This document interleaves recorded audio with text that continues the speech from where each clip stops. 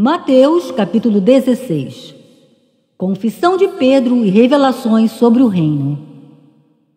E chegaram os fariseus e saduceus, e tentando-o, pediram que lhes mostrasse sinal do céu. Ele, porém, respondeu e disse-lhes: Quando cai a tarde, dizeis: haverá bom tempo, pois o céu está vermelho. E de manhã, dizeis: hoje haverá tempestade, pois o céu está vermelho e carregado. Hipócritas, sabeis discernir a aparência do céu, mas não podeis discernir os sinais dos tempos. Uma geração má e adúltera pede sinal, e nenhum sinal lhe será dado, senão o sinal de Jonas. E despedindo-os, retirou-se.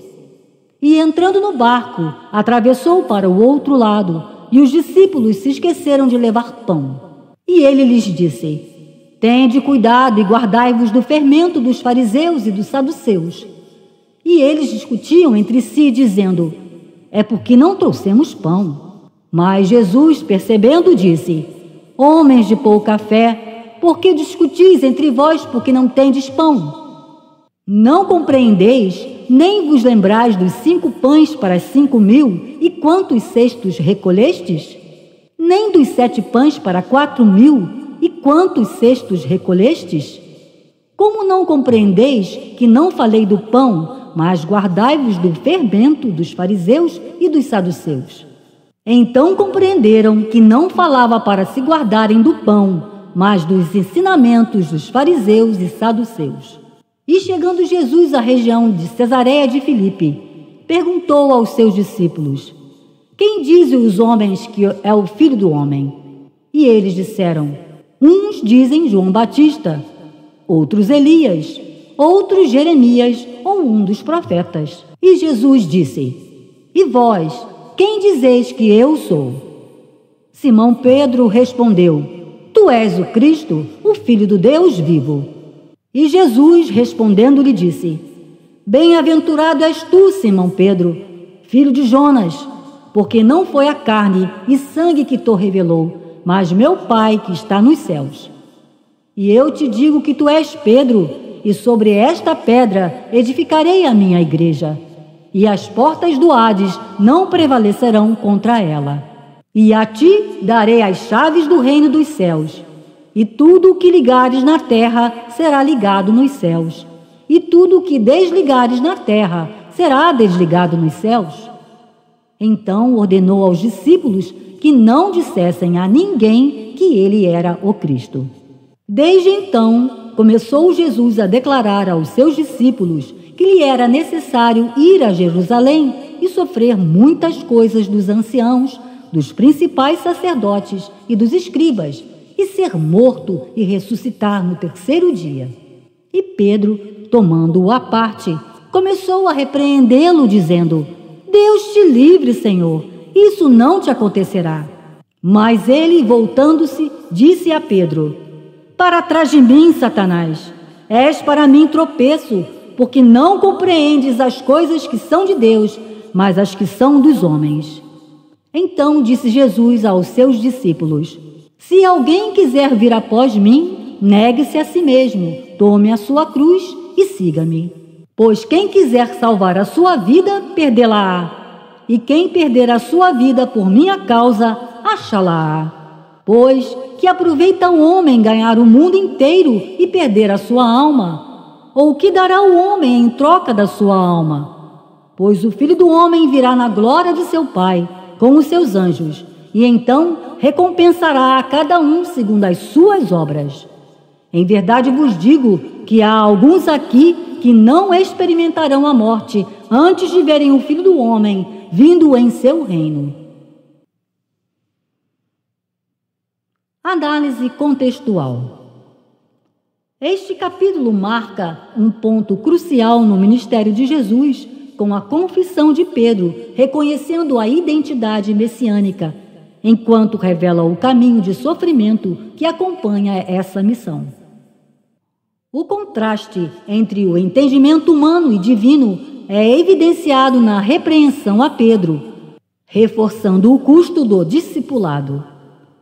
As instruções sobre negar a si mesmo e tomar a sua cruz subvertem expectativas messiânicas de poder terreno, enquanto a promessa da vinda do reino aponta para uma esperança escatológica central à fé cristã.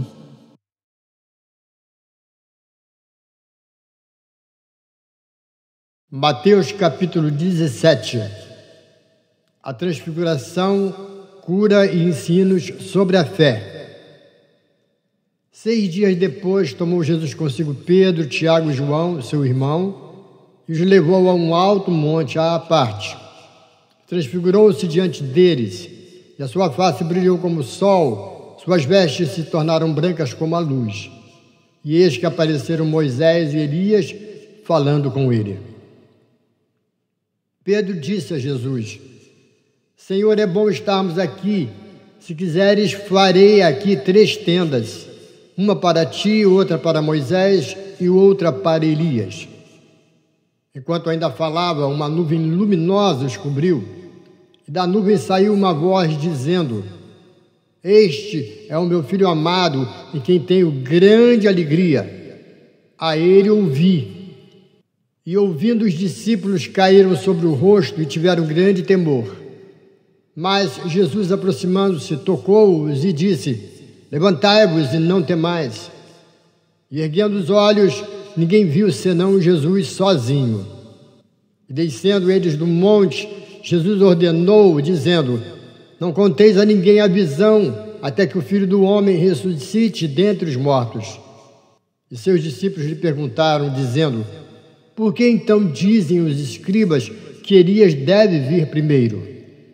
Jesus respondeu: De fato, Elias vem primeiro e restaurará todas as coisas. Mas eu vos digo que Elias já veio, não o reconheceram. Fizeram com ele tudo o que quiseram. Assim também o Filho do Homem há de sofrer por eles. Então os discípulos compreenderam que lhes falara de João Batista. Chegando à multidão, um homem aproximou-se dele, ajoelhando-se diante dele, e disse: Senhor, tem misericórdia de meu filho, que é lunático, sofre muito, pois muitas vezes cai no fogo e outras vezes na água.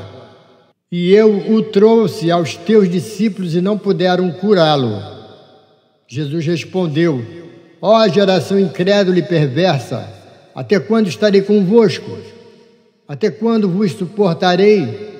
Trazei-o aqui a mim. E repreendeu, e o espírito saiu dele, e o menino foi curado desde aquela hora. Então os discípulos, aproximando-se de Jesus, perguntaram em particular: Por que nós não podemos expulsá-lo? E Jesus disse: Por causa da vossa pouca fé, porque em verdade vos digo que se tiverdes fé como um grão de mostarda, direis a este monte: passa daqui para acolá, e passará, e nada vos será impossível. Esta casta não se expulsa, senão por oração e jejum. E enquanto estavam na Galileia, Jesus disse: O Filho do Homem será entregue nas mãos dos homens, e o matarão, e no 3º dia ressuscitará. E eles se entristeceram muito. Chegando a Cafarnaum, aproximaram-se os que cobravam o imposto do templo e disseram a Pedro: O vosso mestre não paga o imposto do templo? Pedro disse: Sim, paga. E tendo Pedro entrado em casa, Jesus o adiantou, dizendo: Que te parece, Simão? De quem cobram tributo ou imposto os reis? Dos filhos ou dos estranhos? E Pedro disse: Dos estranhos. Então Jesus disse: Portanto, os filhos estão isentos. Mas para não escandalizar, vai ao mar, lança o anzol, e o primeiro peixe que sair, toma-o. Abre-lhe a boca, acharás uma moeda, toma e dá por mim e por ti. Análise contextual. A transfiguração confirma a identidade divina de Jesus, sua ligação com a tradição mosaica e profética, ressaltando a aprovação do Pai e preparando os discípulos para os sofrimentos vindouros. O episódio da cura demonstra a importância da fé para a atuação do poder divino. A discussão sobre o tributo do templo revela a tensão entre a liberdade espiritual dos seguidores de Jesus e as exigências sociais e religiosas do contexto romano-judaico, refletindo a sensibilidade à convivência sociopolítica.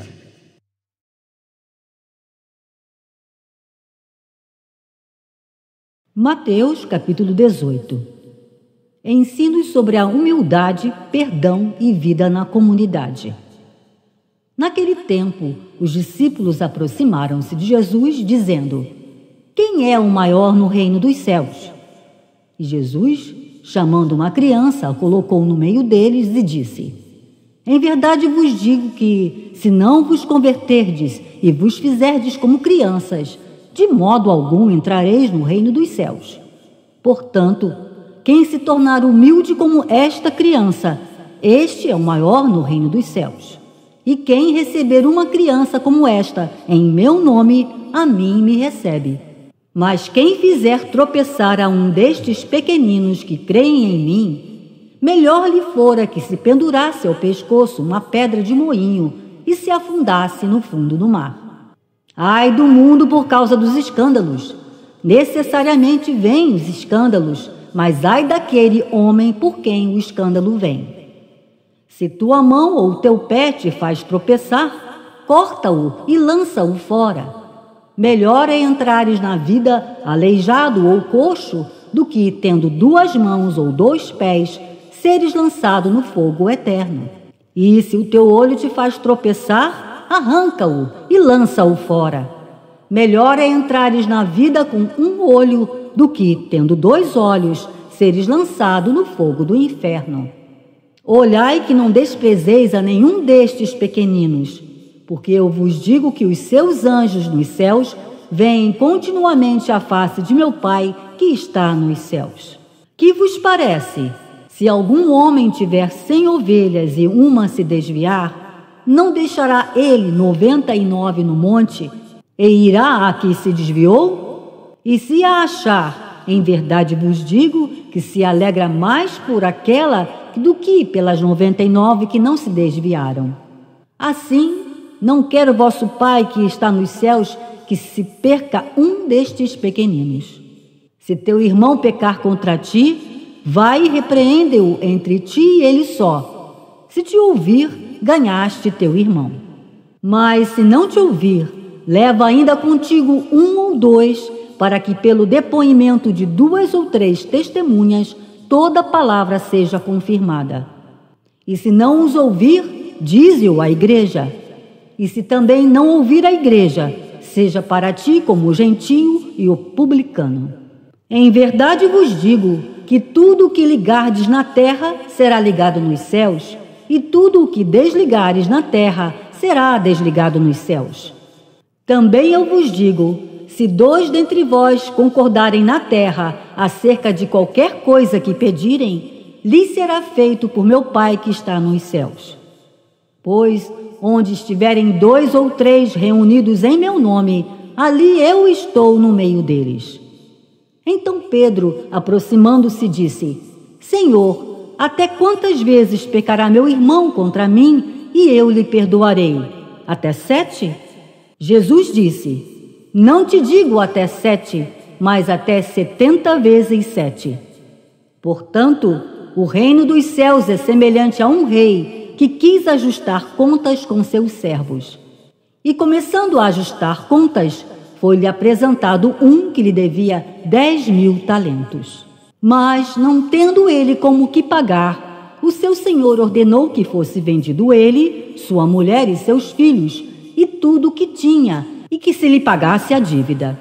Então, lançando-se, prostrou-se diante dele, dizendo: Senhor, tem paciência comigo e tudo te pagarei. O Senhor, compadecendo-se daquele servo, soltou-o e perdoou-lhe a dívida.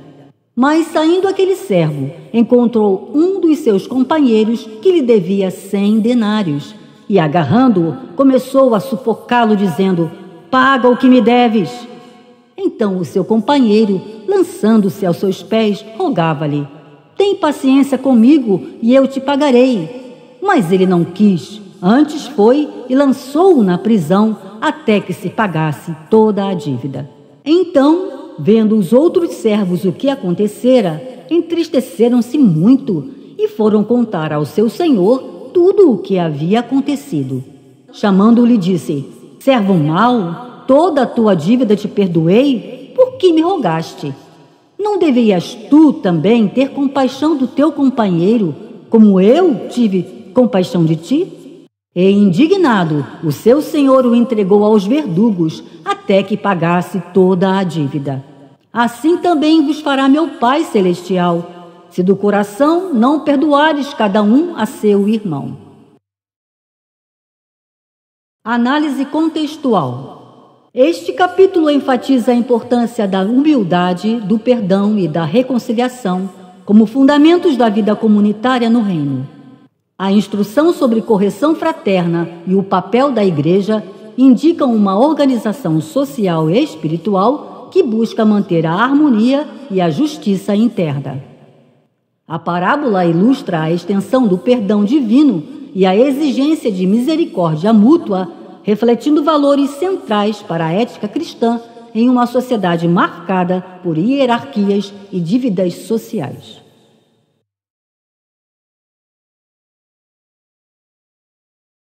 Mateus capítulo 19. Ensinamentos sobre o divórcio, a criança, a riqueza e o discipulado. E saindo Jesus dali, foi para a região da Judéia, além do Jordão. E grandes multidões se reuniram a ele, e como era costume, ele os ensinava. Então chegaram a ele fariseus, tentando-o, e perguntaram: é lícito ao homem repudiar sua mulher por qualquer causa? Jesus responde: não lestes que o Criador no princípio os fez macho e fêmea?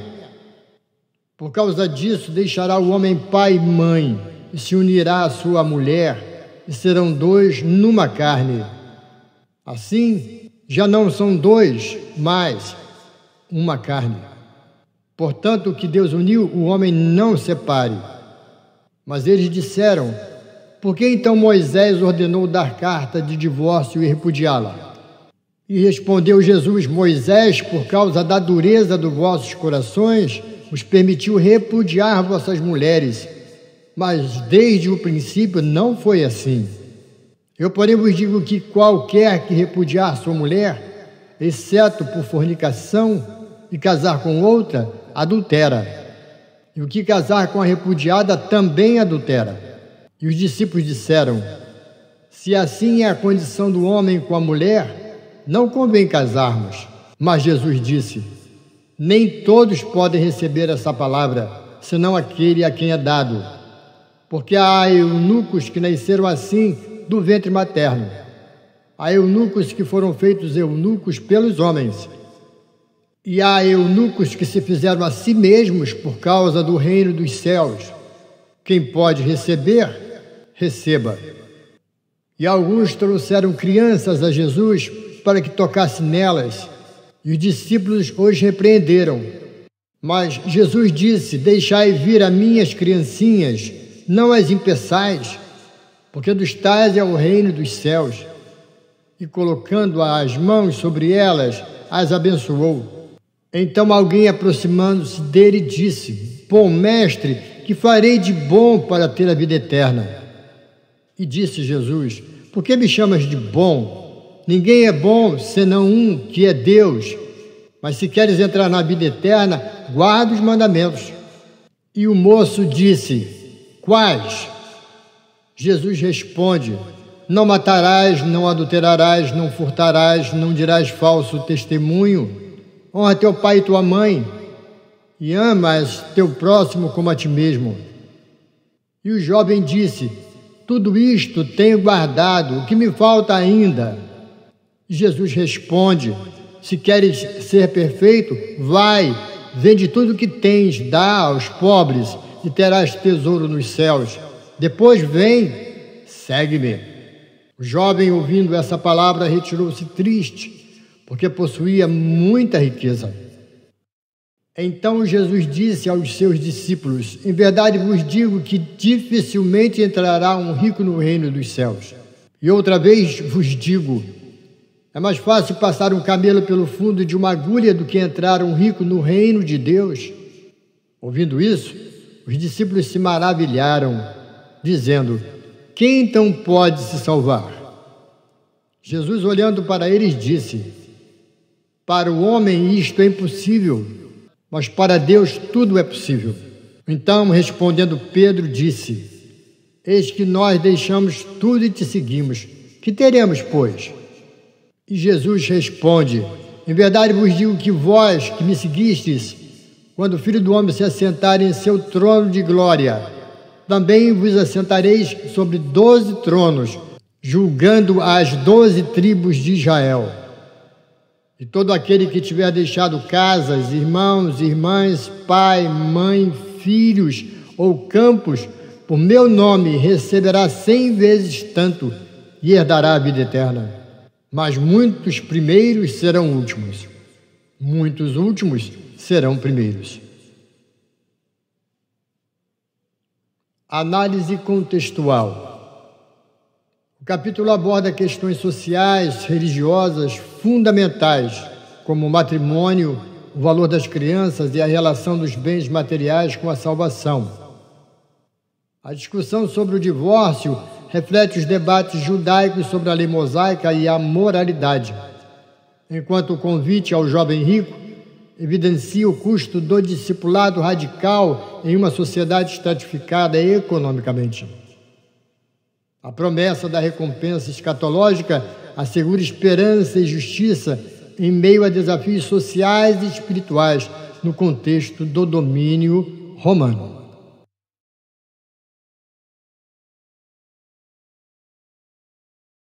Mateus capítulo 20. Parábolas dos trabalhadores na vinha e ensino sobre o serviço. Pois o reino dos céus é semelhante a um homem, proprietário de casa, que saiu cedo pela manhã a contratar trabalhadores para a sua vinha. E, ajustando com eles 1 denário por dia, enviou-os à sua vinha. E, saindo cerca da 3ª hora, viu outros no mercado desocupados, e disse-lhes: ide também vós à vinha, e vos darei o que for justo. E foram. Saindo novamente perto da 6ª e da 9ª hora, fez o mesmo.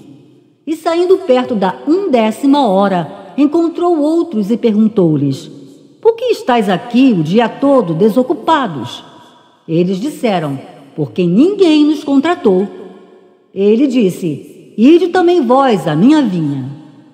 Quando chegou a tarde, disse o senhor da vinha ao seu mordomo: chama os trabalhadores e dá-lhes o pagamento, começando pelos últimos até os primeiros.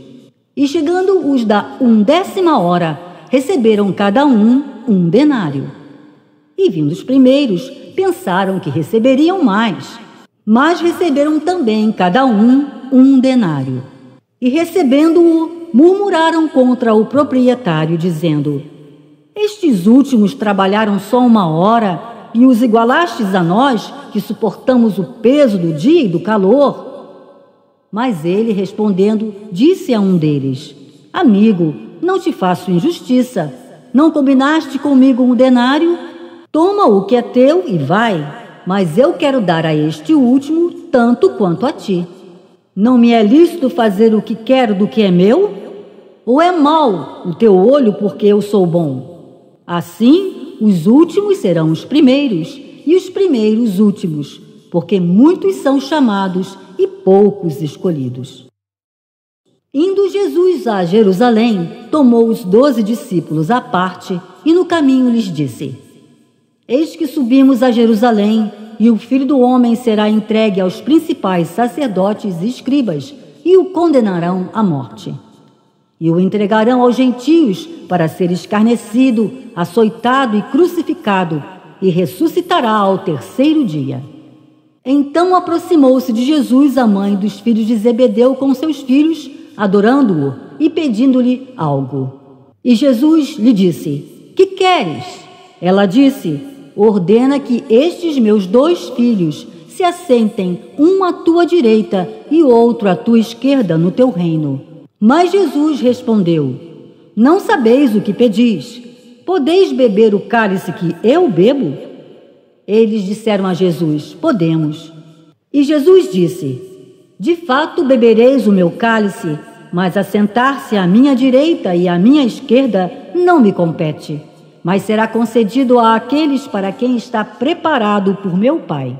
E ouvindo os 10, indignaram-se contra os 2 irmãos. Mas Jesus chamou-os e disse: Sabeis que os governadores dos gentios dominam sobre eles e os grandes exercem autoridade sobre eles. Não será assim entre vós, mas quem quiser tornar-se grande entre vós, seja vosso servo, e quem quiser ser o primeiro entre vós, seja vosso escravo. Como o Filho do Homem não veio para ser servido, mas para servir, e para dar sua vida em resgate por muitos. E passando eles dali, seguiram-no 2 multidões. E eis que 2 cegos sentados junto do caminho clamavam, dizendo: Senhor, Filho de Davi, tem misericórdia de nós. E a multidão os repreendia para que se calassem, mas eles chamavam ainda mais, dizendo: Senhor, Filho de Davi, tem misericórdia de nós. E Jesus, parando, chamou-os e disse: Que quereis que vos faça? Disseram-lhe: Senhor, que se abram os nossos olhos. Então Jesus compadeceu-se deles e tocou-lhe os olhos, e imediatamente abriram-se-lhe os olhos e seguiram-no. Análise contextual. A parábola enfatiza a graça divina e a justiça no reino dos céus, contrariando as expectativas humanas sobre mérito e recompensa. Os ensinamentos sobre liderança invertida desafiam as estruturas sociais e políticas do mundo romano, propondo uma ética de serviço e humildade. A cura do cego em Jericó demonstra a compaixão e o poder de Jesus, ressaltando a inclusão dos marginalizados em sua missão transformadora em um contexto de desigualdades e tensões sociais.